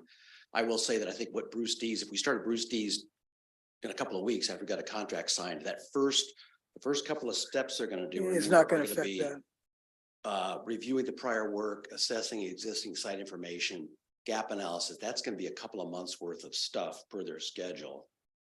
That's that administration background and needs and concerns is really where you want to talk about that. We're 2 months later. So that's where we need to line up. I don't want to get them started and have them idle, but I also don't want to put you guys a lot of pressure if you're not ready for that pressure. So that's a timing thing here from my standpoint. Mayor Pro Tem. Thank you, Mayor. I just want to add on with what the mayor said, in that they approached us with this idea. And although this was not my original vision of the space, I thought it was important that all the council members had the option to look at this, because my memory may be wrong, Councilmember Steckler, but I was thinking that it was Councilmember Steckler and Councilmember Bond who had, when they did the felt exercise, had the idea of possibly starting with the restaurant. So I thought it was important that everyone got to see this information and make a determination for themselves. So I just wanted to add that. Councilmember Allison. I'm just wondering if we got, I turn it off. Turn it off. I'm in control of the mics. I will turn it off. Okay. If we're going to hear from the playrealdeal.com people, I also, wasn't involved with the Boys and Girls Club. Do we have some more data? So whatever we talk to them about, I could then compare that with some of the other conversations that have already occurred. Like the idea of a private public partnership, how would that break out so that we could consider it in the bigger scheme of options? I guess I'm not sure what information you're looking for. In my mind, this doesn't foreclose any of those other options we've been talking about. It doesn't foreclose a community center. It doesn't foreclose a community center with a performing arts center, a field. It's just, they've approached us wanting to look at approximately 2 acres of the site. We haven't had no discussions about where on the site it would be located, how it would fit in with ours. It's all been very conceptual. They have an interest. They want to date us. So it seems like a good idea to have a study session. That's my opinion, but I want to hear from others. And Councilmember Steckler. I support number one. Yes, we should listen to them, of course. That goes without question, just see what they've got. I think it brings up a bigger question about, Play Real Deal. They want to lease. They want us to give them some land and they'll build on it. They'll develop it. We need to know what we would get in return. I know the Boys and Girls Club, in the presentation they made to us, Councilman Allison, they also want us to give them the land and then they'll build the property.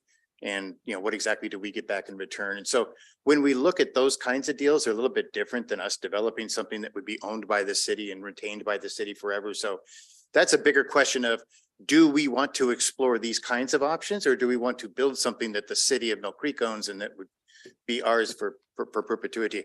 I don't have the answer on that, but I think, there's going to be more Play Real Deals, more Boys and Girls Clubs and more other ones if you start offering up, land, say, hey, we'll give you 2 acres, we'll give you 4 acres.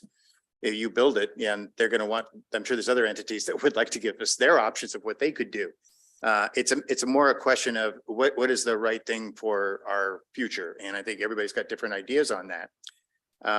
But that's my 2 cents on the play real deal. I did have a couple questions on your presentation. Great presentation. I don't know how you recap this stuff so well, because I got to tell you, it was a long time ago, and you seem to be very fair in getting everybody's opinions of what was said in the room at the time. I do know one question I had, I didn't see anywhere, and maybe you have it in there, was during the amazing felt day retreat where we played with felt and made all these little different designs. And I think for the new council members, I would definitely, if you haven't seen those, go take a look at what some of the ideas other council members had, because there was a wide array of suggestions. But one of the things that came up, Director, was that we have this wonderful church property with this frontage on Buffalo Everett Highway. And I think one of the things I'd like BDA or ADA, what? BDA? Dees Associates, BDA. BDA. Yeah.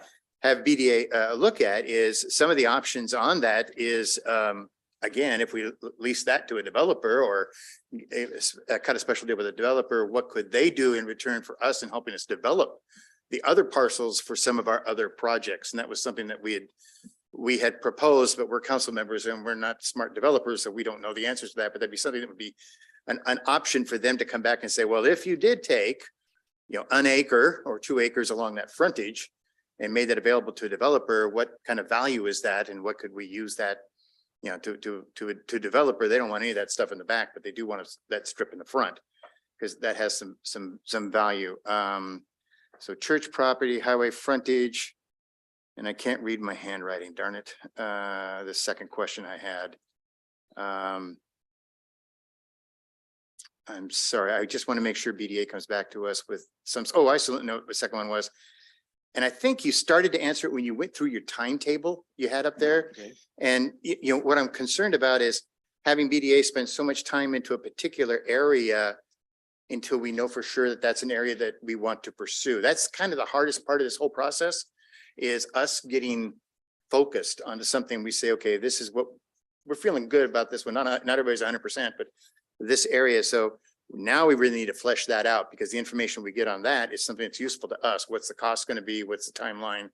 How are we going to make this thing actually happen? So I think I saw that. Yeah, there you go. You got it up there now, where maybe you can explain this. There's kind of we have preliminary concepts on April of 23rd. Yeah, but by then they've really talked about the needs and concerns from the community. So Okay. I guess let me back up. We had the 5 categories. And this is kind of a 6th category that I'm not sure we fully contemplated. We talked about partners, but I'm not sure we fully felt about fully owning it like you just talked about, or whether we're willing to lease it out to somebody to operate it and give us money back in return, and maybe some development opportunities. I'm thinking back, I'm not sure we really felt that in our guts about how we sense that. And that might be the piece that's not in the 5 categories that Bruce Dees is going to look at. I'm thinking when they go and talk to the community about needs and concerns, the community isn't going to tell them that. So I think there's a council involvement about what's your sense. And you probably won't know until you look at this. If it turns out that a lease opportunity is going to give you a whole bunch of money and all the frontage improvements done and the stormwater all done on the site magically, they're going to go like, sounds pretty good. If it turns out they just want to take the flat piece and leave the rest of it, for us, that might not be so attractive. So there's a lot of interplay here. Again, I just don't want to get the consultant started and have us then have to spiral off and spend a month or 2 thinking about stuff, because we operate at a different pace than the consultant can. That was my concern too. Yeah, we have 3 meetings a month, and hopefully they got a whole bunch of people working a lot in between. But there is a different approach to the value of, say, a Play Real Deal or Boys and Girls Club or developer who will just come in and take control, or in some cases, like Play Real Deal and the Boys Club, Girls Club, run it for us. Some people really don't like the idea, or kind of frightened of the idea of us having something owned by the city that we would run.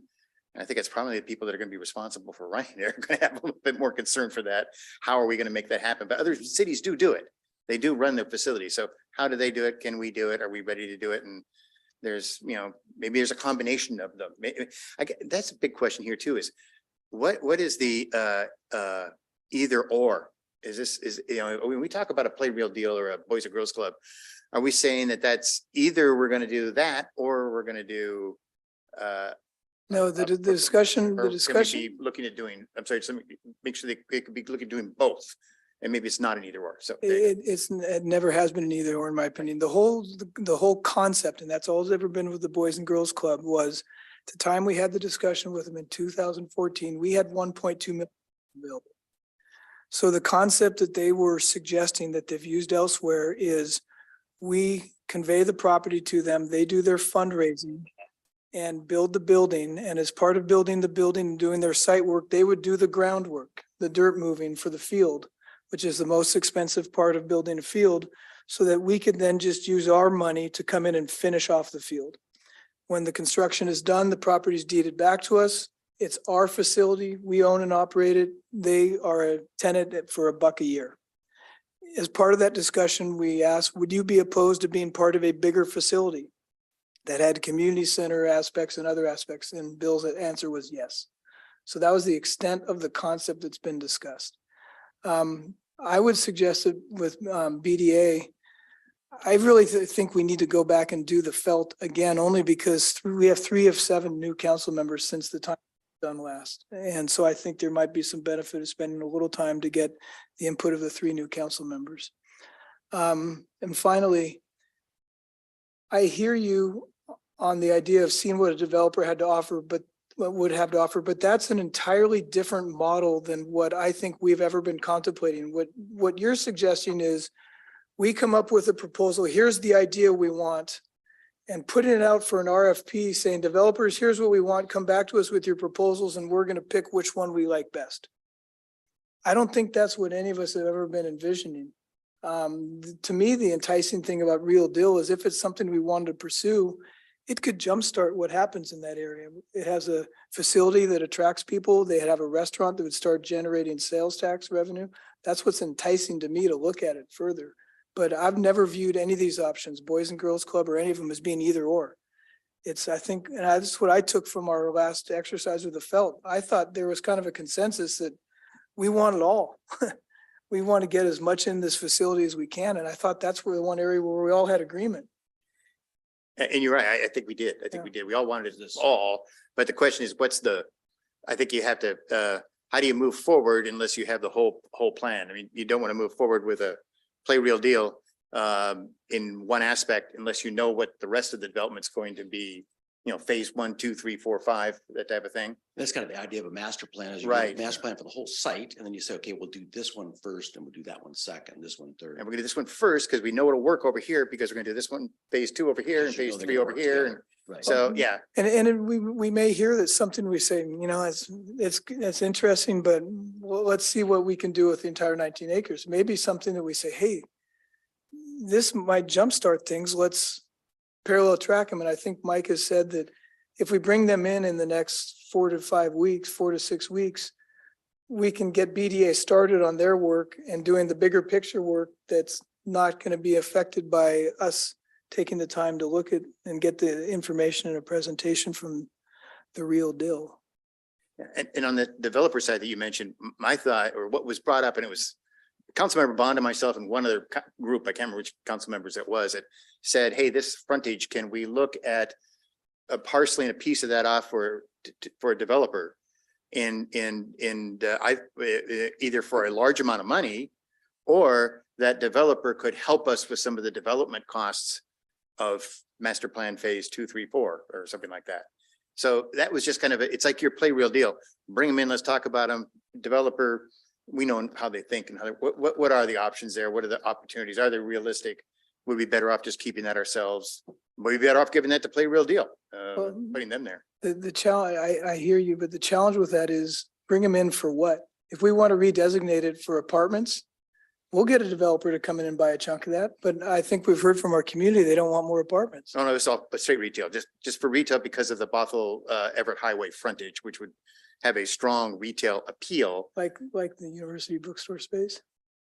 Well, I'm talking about, yeah, that's not something a developer owns. Somebody's got that and they want to, whatever. We don't get it. That's a whole different apples and oranges discussion over there. I hear you. Yeah, you're different thing. So anyway, it was just more a matter of putting the information in front of us to make the decisions to come up with you know, it'd be great to have a master plan of, you know, how we're going to roll this thing out and how many of these boys and girls clubs and play real deals and performing arts centers and a civic center, how do we kind of mix this all together so it works for as much as humanly possible? And that frontage was, I don't know, maybe I'm not a developer. I don't know how valuable it is. Maybe it's not that great. Maybe, you know.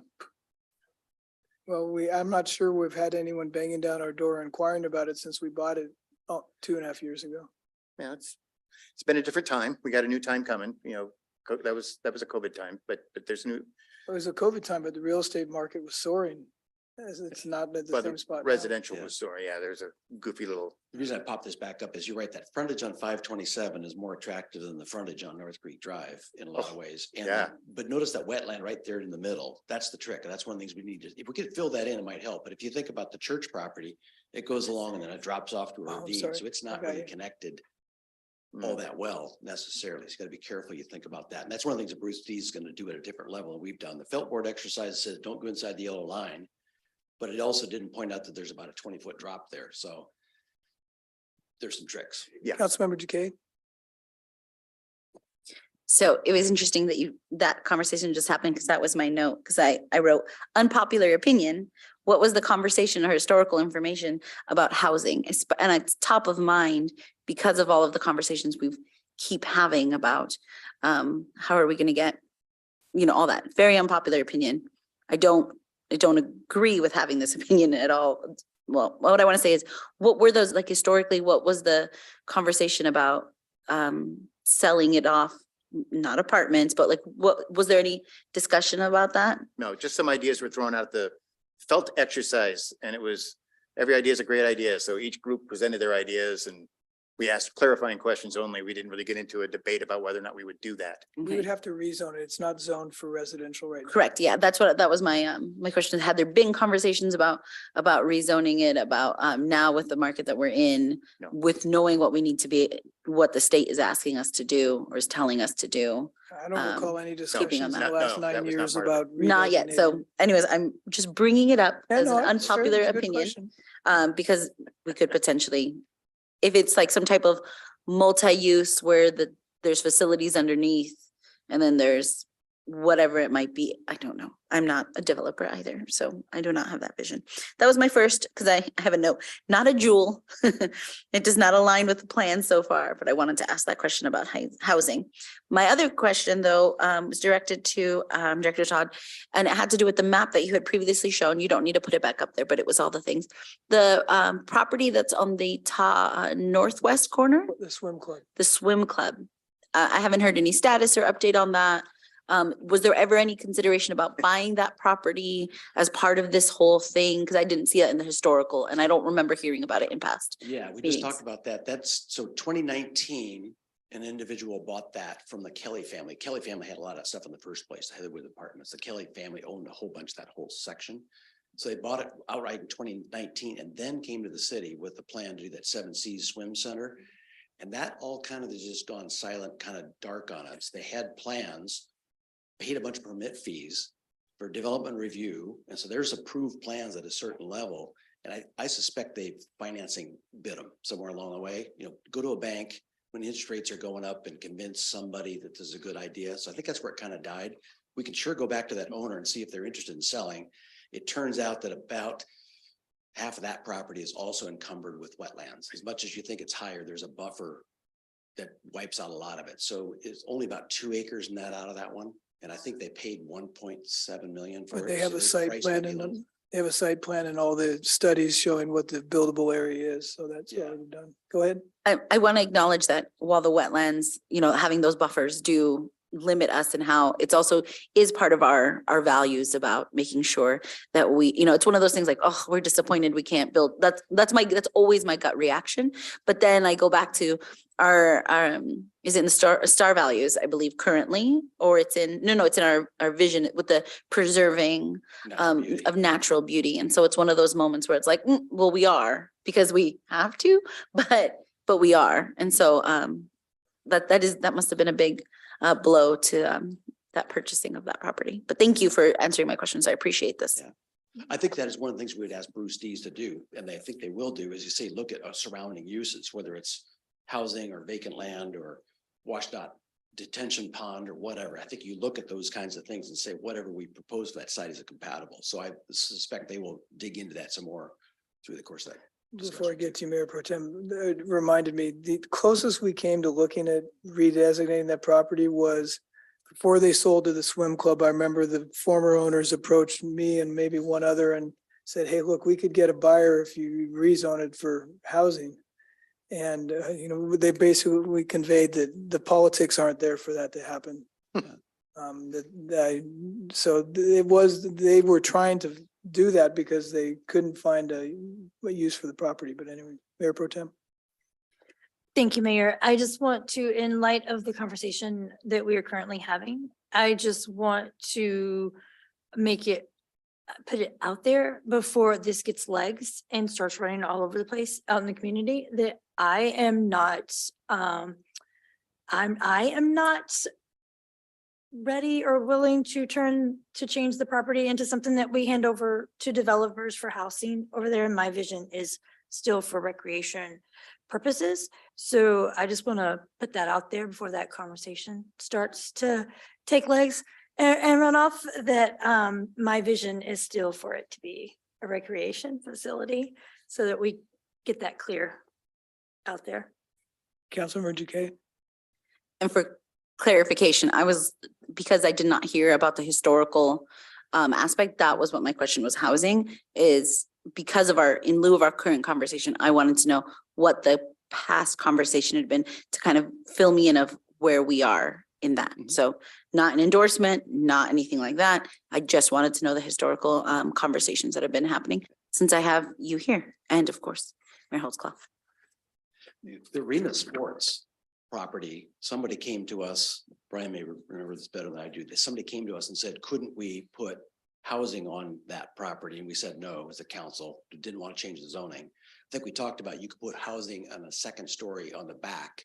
And there was some discussion about that, but when it came down to Arena Sports, we want to make a great big facility. So that's what happened instead. But that was the closest thing where we had that discussion about, do we change the zoning to accommodate what the market was looking for was housing? And we said, now that frontage, 527 frontage didn't make a lot of sense to put more apartments right there in the sense of the council right then at that time. Is that about right? I think so. Yeah. So do we have a general consensus that we should proceed with BDA and have staff bring in the real deal in February to hear what they have to say and make some decisions from there? With some of the suggestions that we brought up, yes. Do you have enough direction? Kind of. Well, I think for my sake, the sooner we get the real deal folks to come in and surface that, that will help us. I'm also hearing Councilmember Allison's really good question about would you compare this? Because you don't have that history of the other things. I'll look back at the videos that we had from those operators that came in July. I think it was the first two meetings in July of 21. And then we did the felt board as an extra meeting at the end before you guys recessed. And I'll look at those videos to see if it's useful. That might be useful to watch those. That's right. Yeah, I think that those people came in. So Sukalos is one of them who came in. Yeah, that's I right. think the forgot about challenge is going to be, we've only talked concepts, very, very, very loose concepts. So I'm not sure we're at a point where we've asked people to say, what is your idea, that we could actually compare apples to apples or apples to oranges to make some decisions like that. It's been very, very, very conceptual. Yeah. I do like the idea though of the felt exercise, which really took a lot of us down that path of something specific. Half of the council has that in their heads and half of the council does not. So I think it would be a good idea for everybody. I would recommend a study session or something where we just make sure everybody's aware of what we talked about. So the other council members that weren't there, and there's 3 of them there, that's out of a council of 7, that's quite a big number. So have them just get that information. Nothing specific was decided or, no decisions, no, nothing. It was just, now you're on the same playing field that the rest of the council is and what we know. I think it'd be a good study session to do. I'd be happy to do that individually with the 3. But don't stop down what you're doing here. Yeah. Okay, but I mean, I could do that if that would expedite it for those, you two and Oh, yeah. Sean, wherever he is, Sean.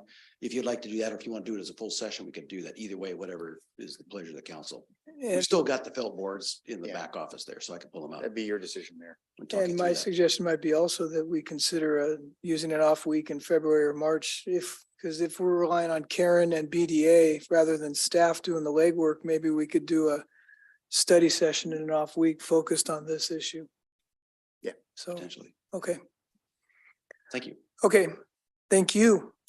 The council retreat preparation, we've already covered that. I think for the most part, mission, vision, look at that. We'll have a packet of materials for you the first night and we will have food, so people will be fed. We are gonna stick to 6 to 9:30. We'll take a break in the middle.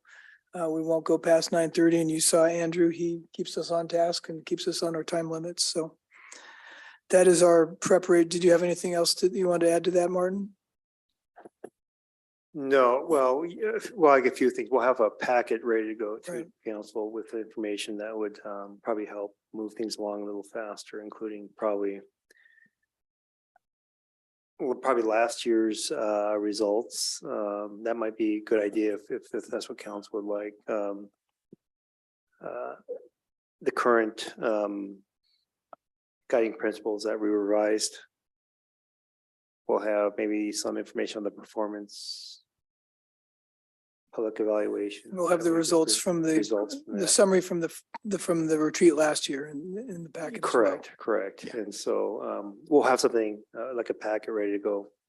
And as well as the leadership team's strategic plan and what our operational priorities are for 2023. And the next, probably the next 2 years. So. Okay. There will be food served too as well. Thank you. Okay, that brings us to the consent agenda for the evening. Item 9A, approval of checks number 65462 through 65572 and ACH wire transfer out of $1,565,831.36. Audit committee was Councilmember Steckler and pinch hitting for Councilmember Cavallari was Councilmember Duque. Any exceptions? No exceptions. No exceptions. And item B, payroll and benefit ACH payments in the amount of $477,031.00. Any exceptions? No exceptions. No exceptions. And city council meeting minutes of December 6th, 2022 and January 3rd, 2023. Do we have a motion to approve the consent agenda? So moved. Second. All those in favor, please say aye. Aye. Any opposed? Any abstentions? The consent agenda is approved 6-0. Reports, city manager. Thank you, Mayor. First report is regarding the CQC scholarship. We are moving forward one candidate, the only candidate that we have. Mayor Pro Tem did have some questions on why we didn't have a lot of applicants. I think part of the reason is because we're somewhat late to the game in terms of getting the word out, but we did work with our chamber and they did get the word out to the high school and various other agencies, I believe. So it was out there. The applicant that we did get is quite, her resume is impressive. And I'll go over it briefly, but first I'll kind of go over the process a little bit. By the 13th, I think this week, I'll have to put together a letter of recommendation for this candidate that will go to the CQC. The evaluation period is February for the CQC to pick a final candidate or final candidates to move forward. And I believe the scholarships this year are about 2,500 apiece, and I believe there are 10 of them, if I'm not mistaken. So that's a big piece of it, is for me to put a letter of recommendation for this candidate. And I'll go over her qualifications in a minute. The announcement will happen in March, and then that's when we'll know. The candidate that we have, her name is Adrien Elwood. Just a little bit of background, and I think even just to give an idea of who she is. She is a senior at Jackson High School. Since the 8th grade, she's been involved with what's called the Youth and Government Program of Snohomish County. It's kind of interesting, something I learned, and that's since the 8th grade, that program involves what youth in government is a mock legislature or the Washington State Legislature where students actually write bills and debate them as Congress would. So she's been heavily involved with government volunteering since a young age. She's in Running Start right now at Jackson High School. She was in the National Honor Society in her sophomore year. She was president of the Model United Nations at Jackson High School. I'm not sure what that is, but it's a program, and some of you may be aware of that. She was vice president for the speech and debate in her junior year. Went to state twice, finished 8th and also 7th. So she's been quite involved with the community, with her school. I think what I'll do is bring her in at the beginning of February, introduce her to council, kind of give her an idea, maybe a tour of the city as well. She's so involved. One of the goals that she has as she gets out of school and go to school, as she gets out of Jackson High School and pursues her education, is getting a Juris Doctorate degree. So quite motivated. I can let her, when she comes in, let her give her background on kind of her life and her history and kind of how she got here and kind of where she wants to go. So really good applicant, and I'm actually impressed with her qualifications. With that, I'll take any questions on that. Nope. Good report. Second update is some staffing updates. First one is we have a total of 3 new employees coming in. Well, got to know it's just probably within the last hour of our 3rd one. The first person, Irmina Quixote Lumbad, sitting just behind me, is our new finance director. Welcome. Please welcome Irmina. Irmina comes from the city of Bellevue. She was a fiscal manager there for a few years. Prior to that, at Moore Park, California, working for the city of Moore Park. More than a handful of years there in different capacities. Acting finance director, deputy finance director, and she held other management roles in other, I believe, municipalities and companies prior to that. So Irmina has her CPA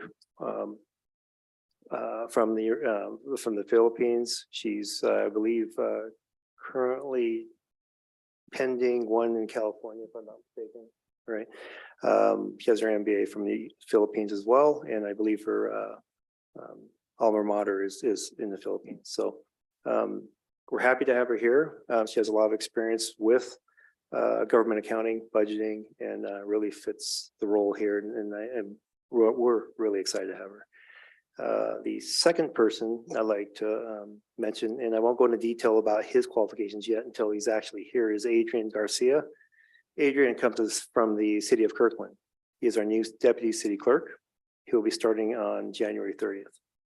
Adrien recently graduated a few years back from the University of Washington. I believe he has an undergrad from the University of Washington, or a master's actually as well. And so he's worked directly under the city clerk, City of Kirkland. So he has a very good knowledge of the role of city clerk and working with the executive team, including the city manager over at Kirkland, deputy city manager, and the other office assistants in the executive team. And then the third employee that will be starting on January 23rd is Albert Turico Jr. Albert is our new planning manager. Albert recently has worked for 3 prior private companies in planning, and he has a depth of expertise in planning and development. Prior to working with private companies, Albert was with the city of SeaTac for a number of years, so he has experience across both public and private industry. we're happy to have Albert come in and we'll bring him in. His start date's the 23rd, so we'll probably introduce him briefly on the 24th. The day after he starts. So with that, I'll take any questions. Good News Tuesday. Yeah, we're pretty happy to have these hires, and so we're excited that we're starting to fill these positions. So trending up. Thank you. And now our deputy city manager is just the deputy city manager. That's it. You're soon. Yes. Very excited. All right, so I'm just gonna give a quick update on the opioid settlement. At this point in time, the Attorney General's settlement with the 3 opioid distributors has been finalized and is set for distribution to participating cities and counties. Mill Creek signed on to the state opioid distributor settlement MOU, and we are set to receive our first 2 annual payments. So we will be getting $9,592.01 for 2022, and then $10,080.74 for 2023. Under the settlement MOU, funds may be used for a variety of opioid use abatement purposes. And we do establish an opioid abatement council to oversee the opioid fund allocation, distribution, expenditures, and dispute resolution. So this can be a pre-existing general regional body or a new body. And oversight of the requirements in the settlement agreement can be delegated to an existing regional body. So with that, the city is exploring what the delegation options are in our region and how to maximize the impact of our funding for our community. And then staff will provide an update and additional information on our different options in the coming weeks. And then I may be able to answer any questions. Questions? Okay, none. Any other reports, city manager?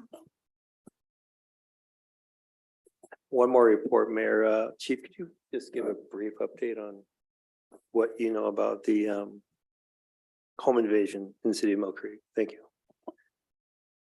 Good evening, council. Just a quick report. On Friday night, I was notified of an incident in Mill Creek involving a robbery at a residence. We prepared a press release on Saturday that went out to all of you, and I think that provides the details of the incident. And I don't want to go much further into the details of the incident because this is an ongoing investigation. What I will say is that the department is extremely committed, and all of our brains over there, our minds are working to follow up on any leads that are being generated, to think of any opportunities we can to generate those leads, working with any resources in the community, our local surrounding agencies, any type of intelligence groups that we can work with to see what we can do to come up with some leads for this crime. Anytime an individual has a robbery occur at their residence, it's a tragic event, and it's something that we take very seriously.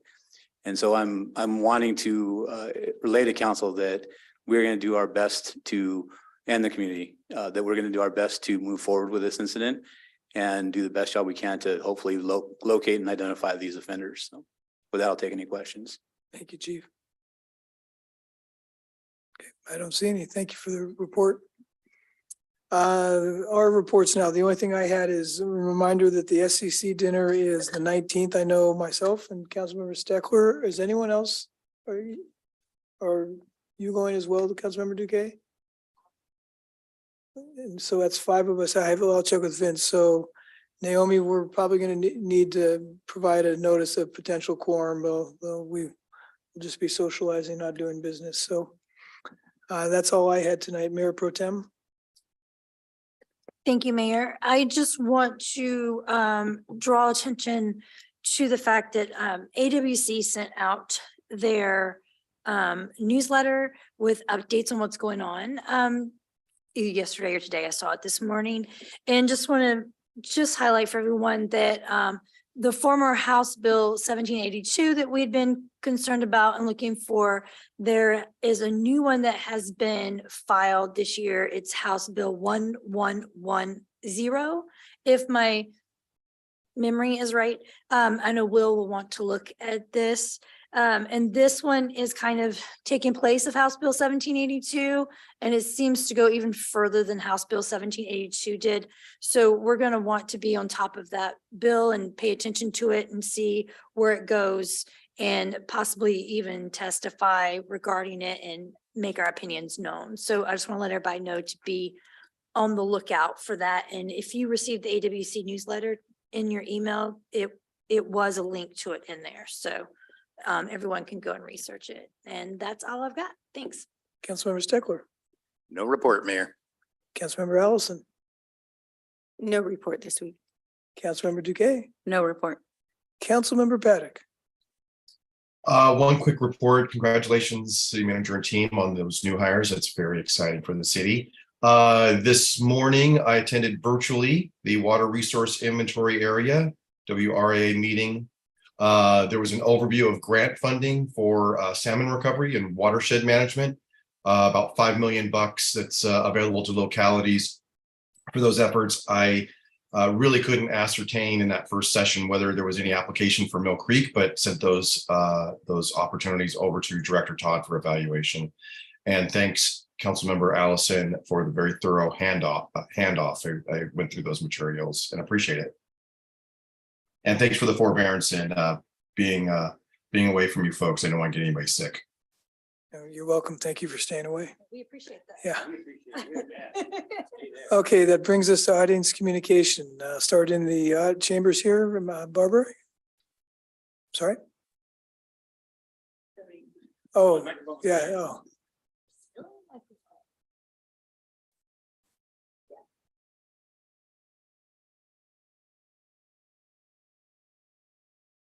Sounds like it. Barb Heidel, 1401, 144th Place, Southeast Mill Creek. Thank you, Mayor. I want to thank you, Scott and Jody, for doing such a great job on the survey on city performance. It was so good to see that the public perceives Mill Creek in a good light overall. I feel that positive progress is being made. Obviously, there are areas to improve, and let's keep the city working to do better. Kudos to Scott and Jody. Thank you for all your hard work. Thank you, Barb. Anyone online like to address the council? Oh, I'm sorry, I didn't. Go ahead, Chief. I'm sorry, Mayor. I just wanted to add something to my report. Yeah. I just missed, and I want to express my thanks to our partners, the Sheriff's Office at the Snohomish County Sheriff's Office. We had additional officers from their agency as well as Linwood to help us on this event that happened Friday night. So we had a total of 8 officers respond to this incident, and I just want to publicly thank them for the efforts that they had. Okay. Anyone online? I saw Will shake his head, so I take that as a no. Okay. The council will now be recessing to executive session for 2 items to discuss potential litigation pursuant to RCW 42.30.110 subsection 1I, and to discuss the status of collective bargaining negotiations pursuant to RCW 42.30.140 subsection 4. I am told we'll need 25 minutes. Grant, is that?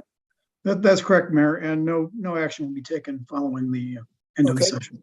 We'll stick to 25 minutes and we will not extend the regular meeting to keep us on schedule. So with that, we'll be in recess at 8:01 for 25 minutes.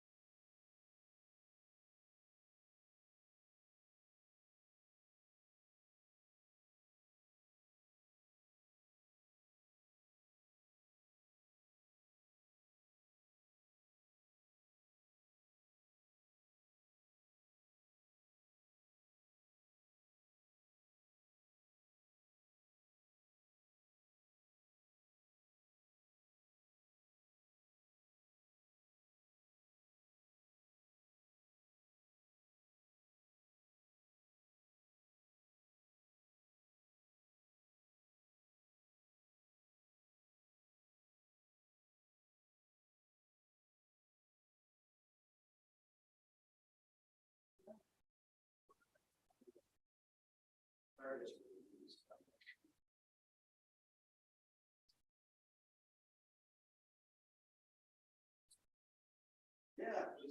it's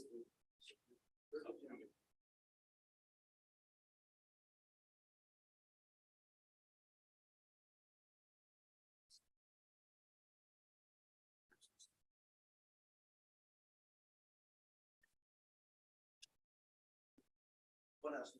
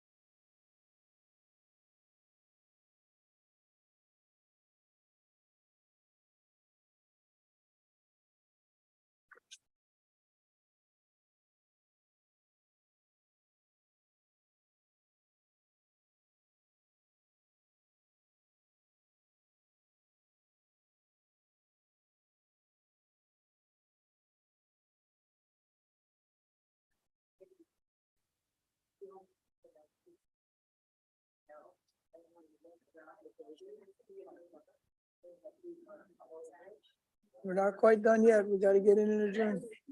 Okay, the council has completed its executive session a few minutes early, but we will not be taking any action as we said at the outset. So if there's no objection. At 8:20 PM, we'll adjourn the meeting and reconvene in 2 weeks. See everyone in a couple weeks. Thank you.